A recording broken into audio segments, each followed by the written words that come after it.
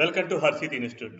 SI కానిస్టేబుల్స్కి long term బ్యాచ్లు కలవు మరియు ఆర్ఆర్బి ఎస్ఎస్సి ఫారెస్ట్ డిపార్ట్మెంట్స్కి నూతన బ్యాచ్లు ప్రారంభం. మరిన్ని వివరాలకు ఈ కింది ఫోన్ నెంబర్స్ని సంప్రదించగలరు.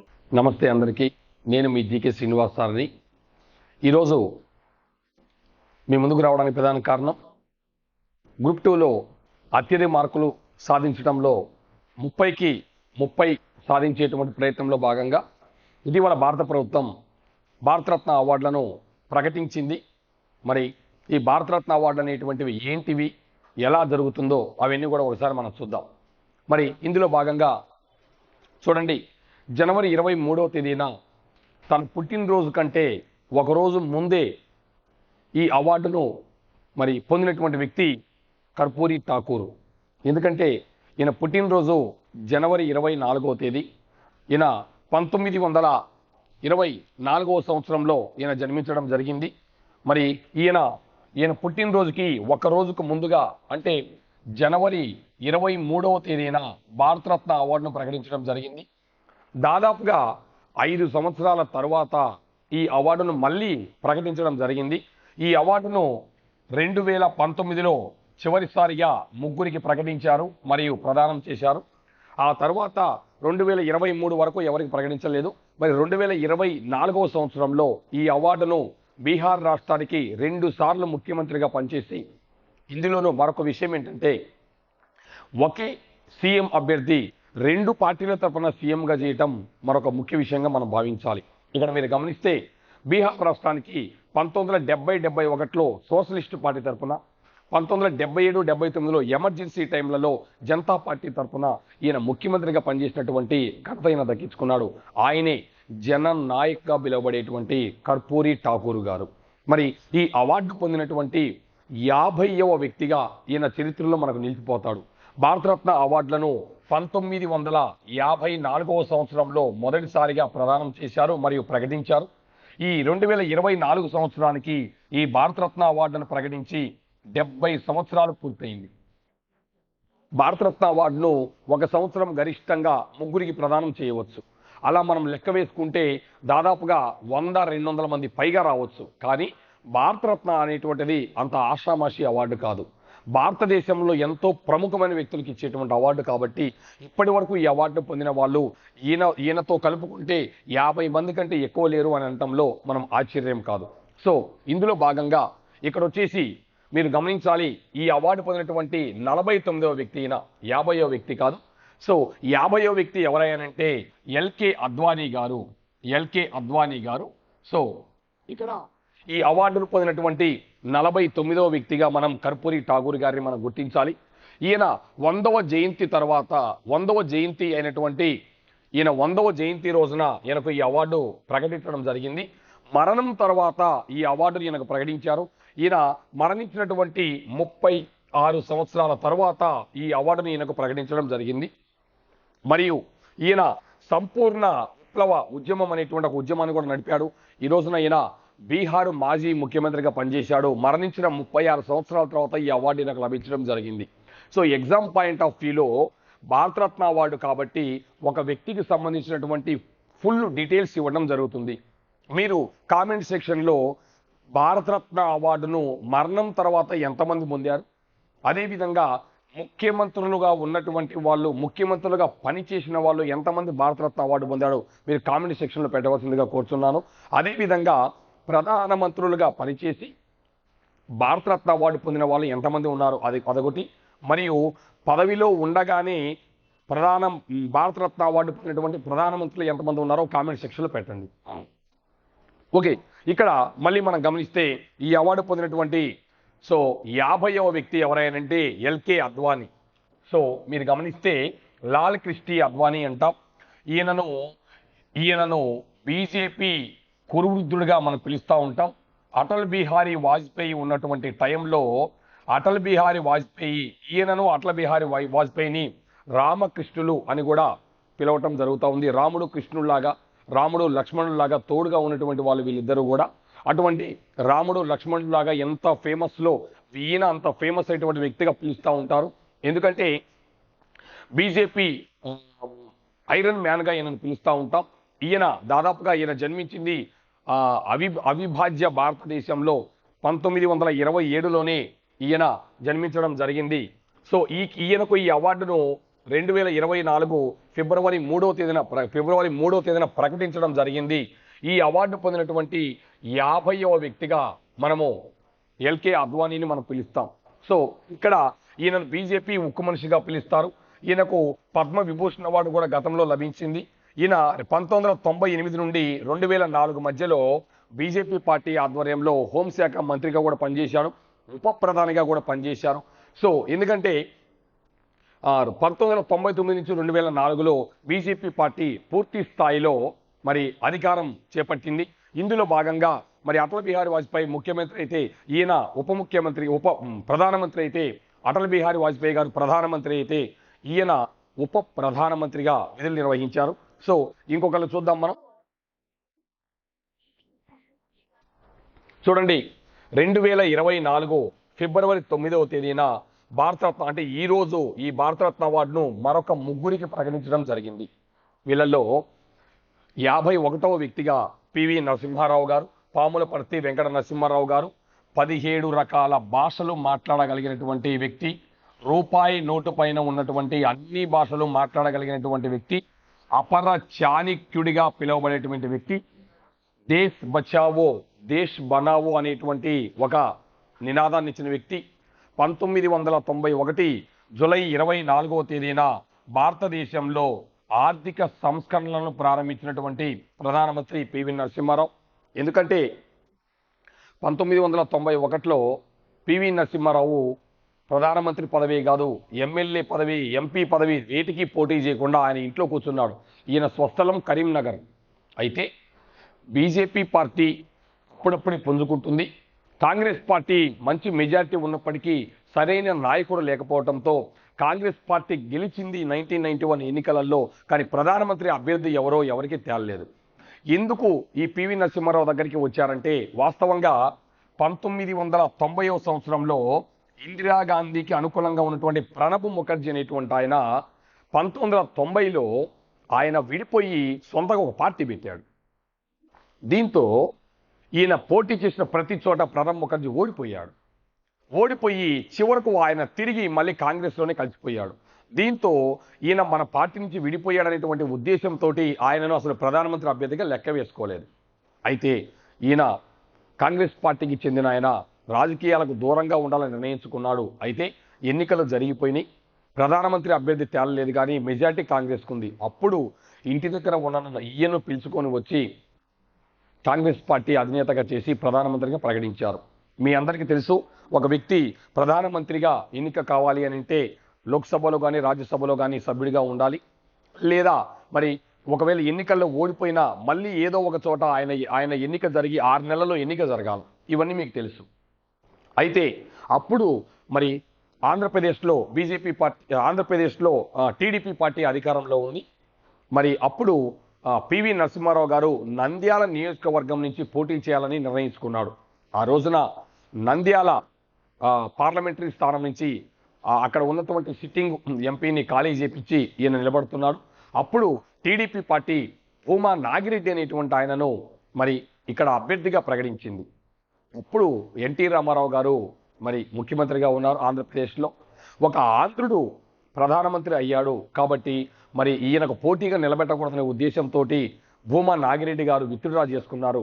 దీంతో ఎక్కువ మెజారిటీతో, అంటే పోటీ పెద్దగా లేదు, బీజేపీ పార్టీ తరఫున లక్ష్మణ్ అనేటువంటి ఒక పోటీకి దిగాడు, కానీ నామమాత్రపు పోటీనే. దీంతో అత్యధిక మెజార్టీతో ఎంపీగా గెలిచినట్లుగా పివి నరసింహారావు గారు రికార్డు సృష్టించారు. ఆ రకంగా మన తెలుగు వ్యక్తి, దక్షిణ భారతదేశం నుంచి ప్రధానమంత్రి అయినటువంటి మొదటి వ్యక్తి, అదేవిధంగా ఆంధ్రప్రదేశ్ నుండి ప్రధానమంత్రి అయినటువంటి వ్యక్తి, గతంలో ఆంధ్రప్రదేశ్ కింద ముఖ్యమంత్రిగా కూడా పనిచేశారు. సో ఇలా గొప్ప వ్యక్తి.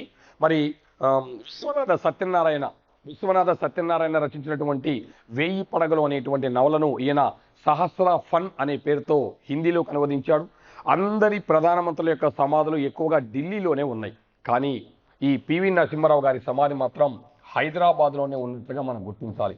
హైదరాబాద్లో కూడా ఎక్కడ ఉంది అని అంటే నెక్లెస్ రోడ్డులో ఉంది. ఎక్కడ ఉందండి? నక్లెస్ రోడ్డులో ఉంది. మరి ప్రస్తుతము ఈ నక్లెస్ రోడ్డు పేరు మార్చి పివి మార్గుగా నక్లెస్ రోడ్డును పిలుస్తున్నారు. నక్లెస్ రోడ్ పేరు మార్చి పివి మార్గుగా పిలుస్తున్నారు. సో చాలా అపర చాణక్యుడిగా పిలుస్తున్నటువంటి వ్యక్తి మనకు ఎవరయ్యానంటే ఈయనకు మరణం తర్వాత ఈ అవార్డును ప్రదానం చేయడం జరిగింది. సో ఇంకొక వ్యక్తి మరి ఎంఎస్ స్వామినాథన్ గారు, ఈయనకు కూడా మరణం తర్వాత ఈ అవార్డు ప్రకటించారు. ఇటీవల ఆయన మరణించాడు. సో ఈయనకు ముగ్గురు కుమార్తెలు. ఈయన కుమార్తె అయినటువంటి సౌమ్య స్వామినాథన్ అనేటువంటి ఆమె గతంలో డబ్ల్యూహెచ్ఓలో డిప్యూటీ డైరెక్టర్ జనరల్గా పనిచేశారు. ఆ పదవి నుండి ఆమె తప్పుకోవడం జరిగింది. సో ఈ ఎంఎస్ స్వామినాథన్ అనేటువంటి ఆయన హరిత విప్లవ పితామహుడిగా మనం పిలుస్తాం. మరి భారతదేశంలో నూతన వంగడాలు సృష్టించడంలో, మరి ఎక్కువ దిగుబడి రావటంలో హరిత విప్లవం ప్రధాన పాత్ర పోషించింది. గ్రీన్ రెవల్యూషన్, దానికి మూల పురుషుడు ఎవరంటే ఎంఎస్ స్వామినాథన్ గారు. మరి ఇంకొక వ్యక్తి పార్లమెంటు ముఖం చూడనటువంటి వ్యక్తి, పార్లమెంటు సమావేశాలకు హాజరు కానటువంటి వ్యక్తి, నామ్ సమావేశాలకు హాజరు కానటువంటి మొట్టమొదటి భారత ప్రధానమంత్రి. ఈయన పుట్టినరోజు డిసెంబర్ 23వ తేదీని కిసాన్ దివస్గా జరుపుకుంటాం. మరి ఎందుకనంటే ఒక గొప్ప వ్యక్తి చౌదరి చరణ్ సింగ్ గారు, ఈ చౌదరి చరణ్ సింగ్ గారి యొక్క సమాధిని కూడా మనం కిసాన్ ఘాట్ అని మనం పిలుస్తాం. ఈయనకు ఈ అవార్డు ఇవ్వటం జరిగింది. సో ఇక్కడ ఈ రోజున ఒకేసారి ముగ్గురికి ఈ అవార్డు ప్రకటించారు. మరొకటి ఏంటంటే మీరు ఇక్కడ గమనించాల్సింది, ఈ అవార్డును, భారతరత్న అవార్డును గరిష్టంగా ఒక సంవత్సరము ముగ్గురికి ప్రకటిస్తారు. భారతరత్న అవార్డును గరిష్టంగా ముగ్గురికి ప్రకటిస్తారు. ఈ అవార్డును మొదటిసారిగా 1954లో ప్రకటించడం జరిగింది, స్థాపించడం జరిగింది, ప్రదానం చేయటం జరిగింది. భారతరత్న అవార్డు పొందినటువంటి మొట్టమొదటి వ్యక్తి ఎవరంటే సి రాజగోపాలాచారి. ఈయన ఈ అవార్డు పొందినటువంటి మొట్టమొదటి వ్యక్తి. సో 1954లో ఈ అవార్డును ముగ్గురికి ప్రదానం చేశారు. C Rajagopalachari Sir CV Raman గారికి ప్రదానం చేశారు. అదేవిధంగా సర్వేపల్లి రాధాకృష్ణన్ గారికి ప్రదానం చేశారు. ముగ్గురికి ప్రదానం చేశారు మొదటిసారిగా. అయితే ఈ భారతరత్న అవార్డును ఒక సంవత్సరం గరిష్టంగా ముగ్గురికి ఇవ్వచ్చు, లేకపోతే ఇవ్వకపోవచ్చు. కానీ 1999లో ఈ అవార్డును నలుగురికి ప్రకటించారు. అదే ఇప్పటి వరకు హైయెస్ట్. ఈ సంవత్సరం అంటే 2024లో ఈ అవార్డును 5గురికి ప్రకటించారు. సో కర్పూరి ఠాగూర్ గారు 49వ వ్యక్తి, 50వ వ్యక్తి ఎల్కే అద్వానీ గారు, 51 మనం ఇప్పుడే చూసాం ఎంఎస్ స్వామినాథన్ గారు ఉన్నారు. అదేవిధంగా చౌదరి చరణ్ సింగ్ గారు ఉన్నారు. సో ఇట్లా మొత్తం ఒక 5గురికి ఈ సంవత్సరం ఈ అవార్డును ప్రకటించారు. త్వరలో వీళ్ళ కుటుంబాలకి అంటే పోస్ట్మస్లీ ఉన్నారు కాబట్టి ప్రదానం చేస్తారు. అయితే ఈ అవార్డును మరణం తర్వాత పొందినటువంటి మొట్టమొదటి వ్యక్తి ఎవరంటే మొట్టమొదటి వ్యక్తి ఆయన పేరు లాల్ బహదూర్ శాస్త్రి. లాల్ బహదూర్ శాస్త్రి అనేటువంటి ఆయన విదేశాలలో మరణించాడు. 1966లో మరణించాడు. ఈయన సమాధిని విజయ్ ఘాట్ అంటారు. ఈయన ఒక నినాదాన్ని కూడా ఇచ్చారు, జై జవాన్ జై కిసాన్ అని. అయితే మరణం తర్వాత ఈ అవార్డు పొందిన మొదటి మహిళ ఎవరంటే అరుణ అసఫ్ అలీ. ఈమెకు 1997లో ఈ అవార్డును ప్రకటించడం జరిగింది. మరి భారతరత్న అవార్డును ఇప్పటి వరకు పొందిన వాళ్ళు మొత్తం ఎంతమంది ఉన్నారు? ఈ రోజు వరకు మనం చూసుకుంటే 53 మంది ఉన్నారు. సో ఇప్పుడే మనం వాళ్ళ గురించి మనం మాట్లాడుకున్నాం. సో 53 మంది ఉన్నారు. అయితే వీరిలో ఈ అవార్డు అసలు ఎవరెవరు పొందారు అనేటువంటిది ఒకసారి మీరు ఇక్కడ గమనిస్తే 1954 నుంచి 1966 వరకు అందరికీ బ్రతికి ఉన్నప్పుడే ఇచ్చారు. మొట్టమొదటిసారిగా మీరు ఇక్కడ చూస్తే లాల్ బహదూర్ శాస్త్రి గారికి పోస్ట్మస్లీ అవార్డు ఇవ్వటం జరిగింది. ఆ తర్వాత చూడండి ఇక్కడ కుమారస్వామి కామరాజ్ పోస్ట్మస్లీ ఇవ్వటం జరిగింది. అదేవిధంగా ఆచార్య వినోబా భావేకి ఇవ్వడం జరిగింది. పోస్ట్మస్లీ అంటే మరణం తర్వాత. సో ఎంజి రామచంద్రన్, సో ఈయన తమిళనాడు రాష్ట్రానికి వరుసగా 3 సార్లు ముఖ్యమంత్రిగా పనిచేశాడు. ఆ తర్వాత ఇక్కడ చూడండి రాజీవ్ గాంధీ గారికి పోస్ట్మస్లీ మరణించారు. తర్వాత సర్దార్ వల్లభాయ్ పటేల్ గారికి ఇచ్చారు. అదేవిధంగా మౌలానా అబుల్ కలాం ఆజాద్ గారికి ఇచ్చారు. సో అదేవిధంగా అరుణ ఆసఫ్ అలీ ఇప్పుడే మనం చెప్పుకున్నాం. సో ఈమె ఇక్కడ వచ్చేసి వీళ్ళు ఇక్కడ మీకు బ్రాకెట్లో ఏముందంటే వీళ్ళు ఎప్పుడు జన్మించారు ఎప్పుడు మరణించారో ఉంది. దాన్ని బట్టి మీకు ఒక క్లారిటీ కూడా వచ్చుద్ది. మరణం తర్వాత భారతరత్న అవార్డు పొందిందిలే. సపోజు మదర్ తెరీసా గారికి 1980లో ఈ భారతరత్న అవార్డు వచ్చింది. భారతరత్న అవార్డులను పునఃప్రారంభించిన తర్వాత అంటే జనతా పార్టీ ఈ అవార్డులను 1977 నుంచి 1979 వరకు ఈ అవార్డులను రద్దు చేసింది జనతా పార్టీ. అప్పటి ప్రధానమంత్రి ఎవరైనంటే మొరార్జీ దేశాయ్. ఈయన తర్వాత 1980లో ఈ అవార్డులను ఇందిరాగాంధీ గారు పునఃప్రారంభించారు. పునఃప్రారంభించిన తర్వాత ఈ అవార్డు అందుకున్న మొదటి వ్యక్తి ఎవరు అని అంటే మదర్ తెరీసా. పునఃప్రారంభించిన తర్వాత ఈ అవార్డు అందుకున్న మొదటి పురుషుడు ఎవరు అంటే ఆచార్య వినోబా భావే. ఈయనకు 1983లో వచ్చింది. సో మీరు ఇక్కడ ఇక్కడ మీకు గమనించండి. దీన్ని బట్టి మనకు అఫీషియల్ వెబ్సైట్లో చూస్తే ఇక్కడ మీరు గమనిస్తే 2019 వరకు మరి మరణం తర్వాత ఈ అవార్డు పొందిన వాళ్ళు 14 మంది ఉన్నారు. మరి ఈ సంవత్సరం 2024లో ఒక నలుగురికి మరణం తర్వాత ఈ అవార్డు ఇచ్చారు. ఇందులో కర్పూరి ఠాకూర్ గారు ఉన్నారు. కర్పూరి ఠాకూర్ గారికి మరణం తర్వాత ఈ అవార్డు ఇవ్వటం జరిగింది. అదేవిధంగా ఎల్కే అద్వానీ గారు బ్రతికే ఉన్నారు. పివి నరసింహారావు గారు, ఎంఎస్ స్వామినాథన్ గారు, చౌదరి చరణ్ సింగ్ గారు, వీళ్ళ ముగ్గురికి మరణం తర్వాత ఇచ్చింది. కాబట్టి ఇప్పటి వరకు మనకు ఉన్నటువంటి అఫీషియల్ డేటా ప్రకారము మరణం తర్వాత భారతరత్న అవార్డు పొందిన వాళ్ళు 18 మంది ఉన్నారు. ఇది అఫీషియల్ డేటా ప్రకారం. మరి ఈ అవార్డు పొందినటువంటి వాటిల్లో మీరు కామెంట్ సెక్షన్లో పెట్టమని చెప్పాను ఆల్రెడీ నేను. ఇక్కడ మీరు చూస్తే అమర్త్య సేన్ అనేటువంటి ఆయన ఎకనామిస్టు, ఆయనకు 1999లో ఇవ్వటం జరిగింది. ఇక్కడ B1933 ఈయన జన్మించాడు, పుట్టిన తేదీ ఇంకా ఆయన మరణించలేదు. ఇక్కడ చూడండి, ఈ అవార్డు పొందినటువంటి మొట్టమొదటి క్రీడాకారుడు ఎవరంటే సచిన్ టెండూల్కర్. ఈ అవార్డును అతి చిన్న వయసులో పొందిన వ్యక్తి, కేవలం 40 సంవత్సరాల వయసులో ఈ అవార్డు పొందాడు. మరి అదేవిధంగా అటల్ బిహారీ వాజ్పేయి గారికి కూడా ఈ అవార్డు రావటం జరిగింది. సో పండిట్ మదన్మోహన్ మాలవ్యజీ గారికి జయహే అనేటువంటి పదాన్ని వాడాడు ఆయన. ఈయనకు కూడా మరణం తర్వాత ఈ అవార్డు ఇచ్చారు. సో ఇలా ఈ అవార్డును ఇప్పటి వరకు ఇవ్వడం జరిగింది. అయితే ఈ అవార్డును భారతదేశం ప్రకటించేటువంటి అత్యున్నతమైనటువంటి పౌర పురస్కారంగా మనం పిలుస్తూ ఉంటాం. మరి ఈ భారతరత్న అవార్డును 1954లో మొదటిసారిగా ప్రకటించారు. ఈ అవార్డు పొందినటువంటి వాళ్ళల్లో ఇప్పటి వరకు ఈ అవార్డును 53 మందికి ప్రదానం చేయటం జరిగింది. ఇందులో చూడండి 5 మంది అంటే మరణం తర్వాత ఈ అవార్డు పొందినటువంటి వాళ్ళు 18 మంది ఉన్నారు. అయితే 5 అంటే మహిళలు, ఈ అవార్డు పొందినటువంటి మహిళలు ఎంతమంది ఉన్నారు అని అంటే 5 మంది ఉన్నారు. వాళ్ళల్లో 1971లో ఇందిరాగాంధీ గారికి, 1980లో మదర్ తెరీసా గారికి, 1997లో అరుణ అసఫ్ అలీ గారికి, 1998లో ఎంఎస్ సుబ్బలక్ష్మి గారికి, 2001లో లతా మంగేష్కర్ గారికి ఇవ్వటం జరిగింది. సో మరి ఈ భారతరత్న అవార్డు మరి ఒక 5లోంచి 3 తీసేయండి. మనకి ఇద్దరు విదేశీయులకు ఈ అవార్డు ఇచ్చారు. అందులో ఒకళ్ళు మనకి ఖాన్ అబ్దుల్ గఫర్ ఖాన్, ఈయనను పాకిస్తాన్ గాంధీ అని లేదా సరిహద్దు గాంధీ అని పిలుస్తారు. ఈయనకు ఈ అవార్డు ఇవ్వటం జరిగింది. మరి ఇంకొక వ్యక్తి నెల్సన్ మండేలా అనేటువంటి ఆయన, ఈయన మరి దక్షిణాఫ్రికా గాంధీగా పిలుస్తారు. ఈ లాంగ్ వాక్ టు ఫ్రీడమ్ అనే గ్రంథాన్ని రాశాడు. ఈయన పుట్టినరోజు జూలై 18వ తేదీని అంతర్జాతీయ జాతి వివక్షత వ్యతిరేక దినంగా కూడా మనం జరుపుకుంటాం. మరి ఈ భారతరత్న అవార్డు యొక్క అవార్డు గ్రహీతకు ఏమి ఇస్తారు అని అంటే రావి ఆకు ఆకృతిలో ఉన్న ఒక కంచు పథకాన్ని. So the medal is in the form of peepal leaf and it is a bronze medal. అయితే ఈ అవార్డు గ్రహీతకు డబ్బులు ఏమన్నా ఇస్తారంటే the awardee carries only a medal and a certificate. The awardee carries no cash prize. Bharat Ratna award గ్రహీతకు ఏమీ నగదు బహుమతి ఇవ్వరు. అయితే ఈ భారతరత్న అవార్డు ఎలా ఉంటుంది అంటే రావి ఆకు ఆకృతిలో ఉంటుంది. ఈ రావి ఆకు ఆకృతిలో ఉన్న దీనికి ఒకవైపు రైజింగ్ సన్, ఉదయిస్తున్న సూర్యుడి బొమ్మ, దాని కింద భారతరత్న అని వ్రాయబడి ఉంటుంది. మరొక వైపు ఈ భారతరత్న అవార్డుకు వెనక వైపున మరి 3 సింహాల ముద్ర అంటే లయన్ క్యాపిటల్ ఉంటుంది. దాని కింద సత్యమేవ జయతే అని వ్రాయబడి ఉంటుంది.